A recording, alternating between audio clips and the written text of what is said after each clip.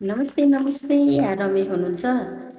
आज म हजुरहरूलाई चाहिँ हामीसँग अचार त धेरै प्रकारका रहेका छन् र त्यही मध्ये केही अचारहरू चाहिँ हजुरहरूलाई म देखाउनेछु।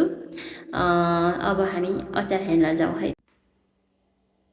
अचार चाहिँ हाम्रो यो मेथीको अचार रहेको छ, अनि त्यस्तै हाम्रो यो सिद्रा माछाको अचार, अनि यो हाम्रो चाहिँ टिमुरको चोप रहेको छ साथीहरू।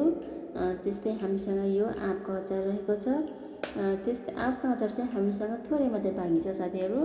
अनि यो हामीसँग यो चाहिँ अकबरीको अचार भयो भने यो हाम्रो गुन्द्रुक भटमासको मिठो अचार भयो साथीहरू।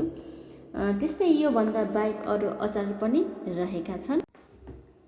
योभन्दा बाहेक हामीसँग अचारहरू के छन् भने चिकन बोनलेस विथ बोन दुइटै छन् भने मटनको अचार, झिँगे माछाको अचार, अनि त्यस्तै तामा र अकबरेको पनि छ भने लप्सी र अकबरेको पनि छ।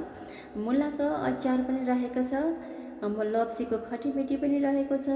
र अचारमध्येमा हाम्रो यस्तै अचारहरू छन् भनेदेखि अरू हामीसँग के छ भने साथीहरू मिठो मिठो मुखमा लगाउने हामीसँग चाहिँ पुष्टकारी पनि रहेको छ, जुन चाहिँ हजुरहरूले एकदम मिठो स्वादमा पाउनुहुनेछ यो पुष्टकारी। यो बाहेक हामीसँग चाहिँ मस्यौरा र सुकाएका चानाहरू पनि छन्।